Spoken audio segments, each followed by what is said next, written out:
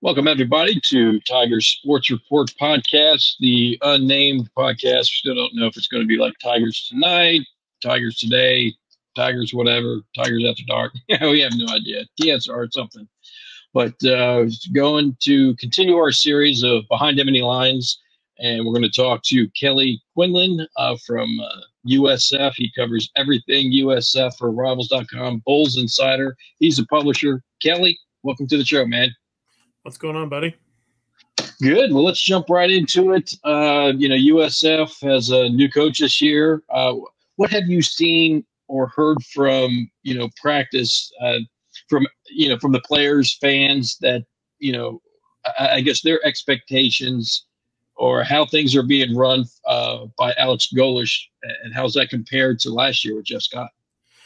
I think basically the way that everything has been said is that it was basically a dumpster fire with Jeff Scott. He didn't know what he was doing, was in over his head. He was a coordinator, didn't call plays, that was very much just sort of a strong recruiter, nice guy, but couldn't motivate the team, didn't know how to do in-game coaching, wasn't some sort of strategic guy either. So you bring in Golesh, who's this guy that's been just absolutely driven throughout his career, that's been on this sort of trajectory, climbing up and up and up, and has been a coordinator, has called his own plays, has sort of groomed himself for all this. He was actually a guy I had on some boards for other jobs.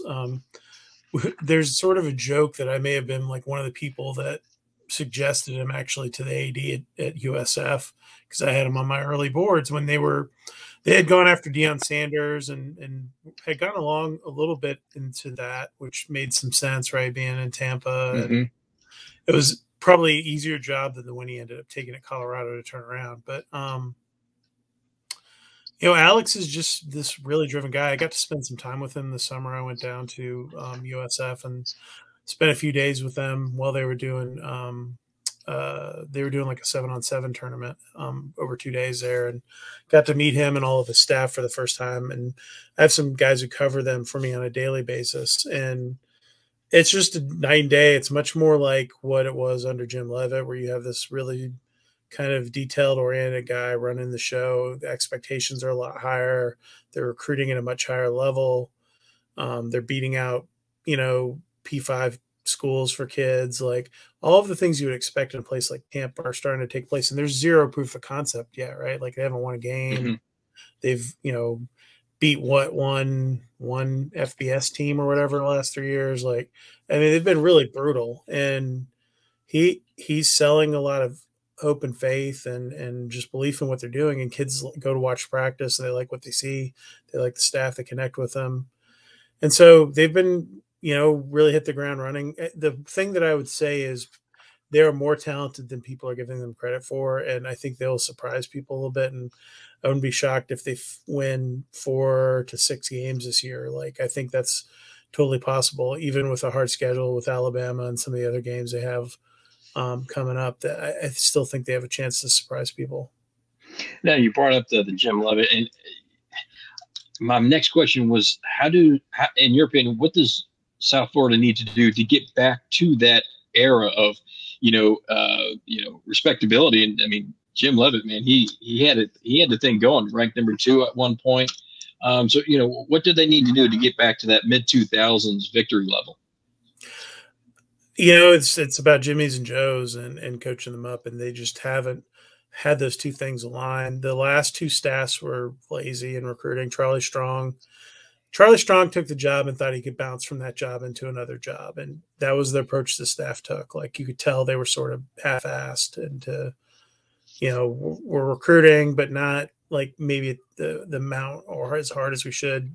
Charlie had a lot of health problems, and then Jeff Scott comes in, and Jeff Scott did this whole 180. When I first talked to him, it was, he's like, I'm going to build this organically, brick by brick, which is sort of what Dabo did at Clemson. And then he did this huge pivot, and they just started taking portal kids, and they were taking every portal kid they could get that was from Florida. And they weren't really necessarily picking guys that fit what they were doing. And so it just was this it just was they didn't have a plan. And that's the thing with Golish is he has a plan. Jim Levitt was a plan guy. He had built it brick by brick. Like, we're going to be the toughest team. We're going to recruit hard. We don't care if we're not Florida State or, Florida or Miami. We're going to go recruit head to head with those guys. And Jeff Scott would give up on guys. Charlie Strong would give up on guys like when they got some bigger offers. And I think you can have that approach because you don't know what's going to happen. So they've been gung-ho recruiting 2026 kids already. Like, they're trying to set the foundation of their program long-term. And I think that'll work. Let's be honest, man, the league is not what it was either a few years ago. So, even when UCF started to build it up, I thought the league wasn't what it was, 3 years before that. So I think the league's there for ripe for the taking now. And if you just have a solid program, you have a good opportunity to win in the AAC right now. And it's not like Florida doesn't have the talent. You could turn over a rock. Yeah. Like, the biggest issue that Jeff Scott had and really Willie Taggart and Charlie Strong, for that matter, is they didn't build in the trenches. And that created a lot of ripple effects that they've been feeling for years. And that was the first thing that Alex Golish did. They went and added a whole bunch of offensive linemen. They took transfer guys, they took JUCOs, they took whatever they could get their hands on. And then on the defensive line, they took a bunch of new guys, transfers from different places. And it's made a huge difference. And those guys, they've taken guys from winning cultures too. Like, they took a kid named Emmanuel Hickman, they call him Manny, from East Carolina, who was a good program, just wasn't, heavily in the rotation there. He'd been a starter and kind of fell behind some guys. And he's come in and kind of kicked guys in the pants a little bit. On the offensive line, they took a bunch of dudes that are really talented guys some of that I covered out of high school that went to P5 schools, like Zane Herring went to Florida State and was playing there a little bit, but wasn't starting. Those are the guys they can feast on, man. And then you're going to lose, and you have to go in with this approach that you're going to end up losing some guys right now to free agency because that's just the way it is. Yep. So you have to constantly have this pipeline of guys you're filling in. The truth is there's enough talent there to do that. Oh, yeah. And I went to high school in the Tampa area. And fun fact, if I had my grades in order, I could have possibly been part of the first recruiting class that Jim Levitt ever had, because I was in high school at the time. I remember him coming to the high school, and he just, he's looking at the football team. We get to talk to him, and he got to me, looked at my grades, and he was like, next. So it doesn't matter how good you are. Even back then, it was somewhat of a grades issue. But, when you take a look at this team, what's one position or one unit that you think for USF to have a successful season, this unit or position has to step up? I would say the offensive line, they have a lot of new faces there. They have a lot of guys that have played in drips and drabs, and it's sort of a jigsaw puzzle right now. Donovan Jennings is sort of the key guy. That's the super senior that's back, who got hurt last year. And then from there, it's sort of they're mixing, matching who's going to be the center, who's going to be the guards, who's going to be the right tackle. They're trying to figure all that out right now. And that was one of the things that Golish talked about today in his presser, was just they're trying to find the right combination of dudes. And when they do, I think they're going to have, if they can have success there, I think that'll build, because they have enough skill guys, they got enough receivers, they have two really good quarterbacks, and Byron Brown and Gary Bohannon. So I think that they've got enough skill guys there. And then I think the other big thing is the defense has got to be better. It was atrocious at times. It was like comically bad in some of the games. They would fall behind like 30-0 because they just were like a screen door out there. So the bar set really low defensively. If they just are top 70, they'll be pretty decent, I think, overall, because I think they're going to score points. And you touched on it a little bit, but what is your expectations for them this year? I go back and forth on this a lot. And my thought is, the way this is going to play out, you got Alabama early, which is going to be a tough game. They open at Western Kentucky. I'm going to go up to Bowling Green for that game. And you don't know what you're getting there. It's an air raid team. It's so different. You're playing on the road in your first game ever with a new head coach. So there's some, tough games there, but then there's some stretches where it's a little more manageable. So I think if you could get to 4 or 6 wins somewhere in there, maybe on the cusp of bowl eligibility, that's a huge jump up from where they've been with Jeff Scott. And then you have something to sell and they get something to build on. And that's ultimately what the fans want at this point. They just want some hope. You know, they're building an on-campus stadium. They're trying to do all the right things to level themselves up. It just they've got bad at the wrong time, and that screwed them and let UCF jump them. And then get into the Big 12, and now they have all the buyer's remorse because they had kept UCF out of the Big East back in the day. And there's all that drama with those two schools. Yeah. So, you know, to me, I think it's if you get 6 wins, it's a great season. That's a tremendous building block. I think 4 is sort of the floor I have them at right now, and they got to stay healthy because they don't have a ton of depth at some key spots yet. And when is that new stadium? When are they expecting to break ground and finish? What is it now? 26, 27. 26. Okay. They haven't released. They're supposed to put out a rendering some point in the summer. It hasn't happened yet. So I'm kind of waiting to see that because that will give maybe a more updated timeline of where they're at with it. But it makes sense. They have the land there that they want to move up. Mm-hmm. The thing I tell people, there's a lot of media down here that's very negative about the building the stadium. I said the worst thing that happens is if there's suddenly this huge break and the P5 becomes, minor league football, which basically is, and you're left with this. You're not playing in a pro stadium with 2/3 of it empty or whatever. You're on campus and you got a chance. And so, even if the stadium is for them being in what is not the premier part of college football at that point for people, I still think there should be plenty of interest. And I think everyone's got to kind of look at, as this kind of unfolds, the European soccer model. I think it's going to be a little bit like that, where you're going to see teams move up and down. And I tell everybody all the time, I have friends at schools like Missouri on staff there that are scared to death, Vanderbilt, that they're going to get dropped out of this as this continues to change. So college football is really evolving right now, and no one knows where anyone's going to be in 4 years, 5 years. So just prepare yourself the best you can, and they'll use the stadium. The stadium's not going to go unused. So whether it's football or doing mixed use or whatever, you might as well just go ahead and build it. Yeah, and as we were seeing before our eyes, the Forgotten Four in the Pac-12, their experience right now, they may not be Power 5 much longer. Throwing up, for those watching on YouTube, I'm throwing up the preseason media poll. When you take a look at the American Conference, this new AAC, what stands out to you? I'm sort of fascinated at I don't know who voted on these media things, how any of them have a feel. I've watched UAB because I'm closer to them. I'm based in Atlanta.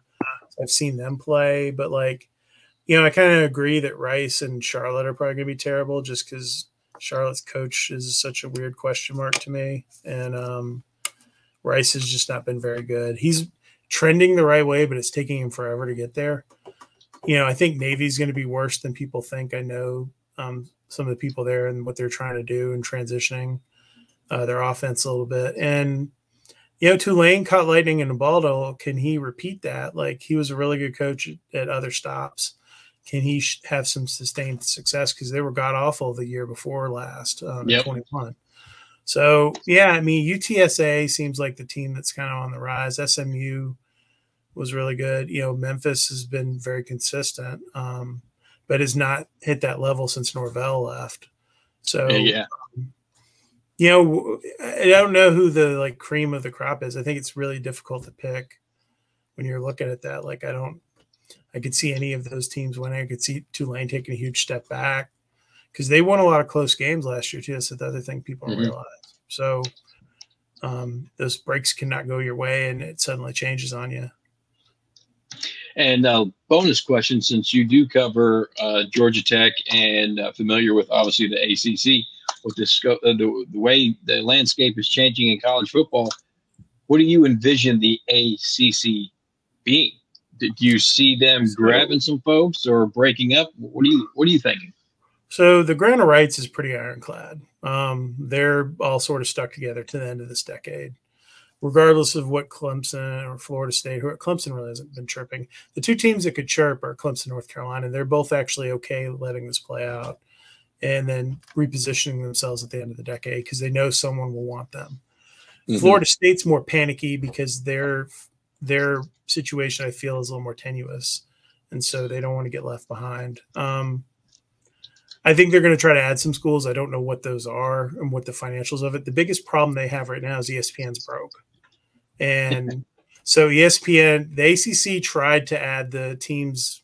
They tried to basically add a huge swath of the Pac-12 or Pac-10, and they really couldn't get a deal done because ESPN didn't want to pay for it. And so, they may add Stanford. There's rumors say they're going to add Stanford and Cal, and maybe the other lost two schools eventually. I don't know. They don't really fit in, but I think they're going to add some teams. My gut reaction after really kind of sitting back and thinking about this is I think what's going to happen is you're going to see like the SEC decide to defend their territory and swallow up the Miamis, Florida State, Georgia Techs, Clemson, North Carolina, especially if the Big Ten keeps growing. They're at 20 or whatever they are now. Like, yeah, at that point, you kind of have to do something, right? Like, if you're the SEC, you don't want to be much smaller than the other conference. And the only move they have left is sort of to go take and they want Carolina, they'd want Clemson, maybe Florida State, maybe Miami, maybe Georgia Tech. Those are cultural fits with traditional ties in the area. Defend your turf. So I can see that happen. I know the Big Ten has been interested in all them. I don't know how much more the Big Ten can expand without kicking people out. So that's a whole other – that gets the other conversation, what happens to Missouri, Mississippi State, Vanderbilt, what happens to Rutgers or Nebraska or some of these other sort of schools that aren't traditional connections or maybe not as successful in football right now, like, or just don't have the fan bases. Like, do they start getting dropped out if you're Minnesota or Illinois? Or that's what's horrible about all this. And I think it's awful for the sport. And literally no one thinks it's good. You cannot find a person who will tell you it's good. Even like people who work at the schools that are moving into these conferences think it's insane. And so it's just basically like a cash grab. It's like we're like I feel like at the precipice of like remember when the housing bubble burst in like 2000.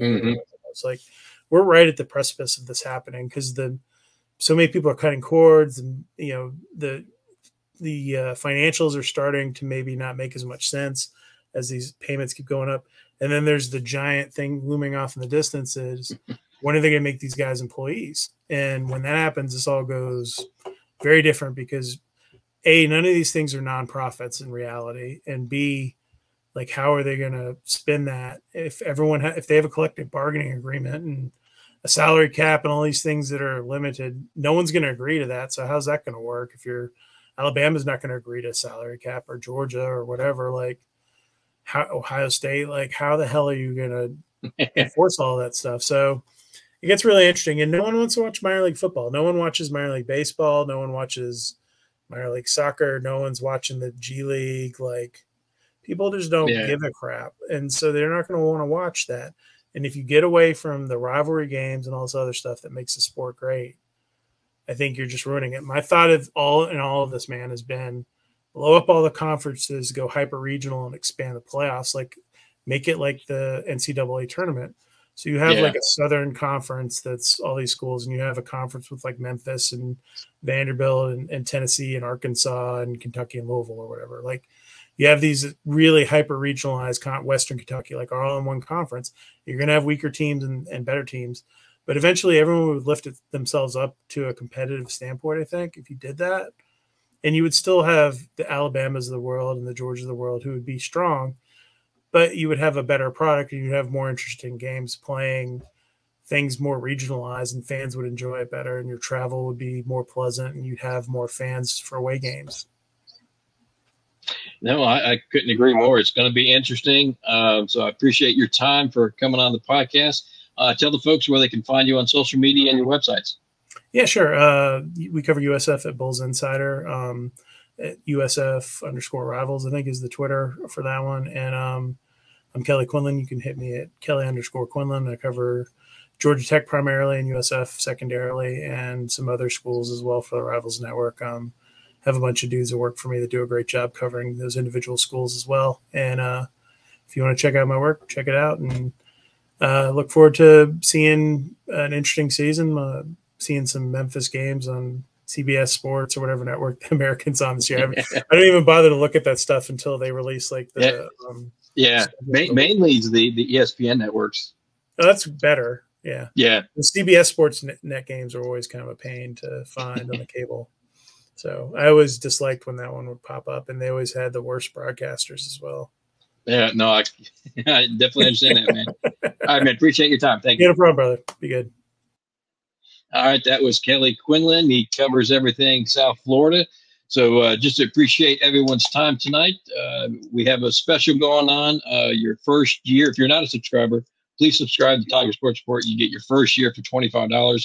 Use the promo code H100 for the Highland 100. Appreciate your time, everybody. Thank you.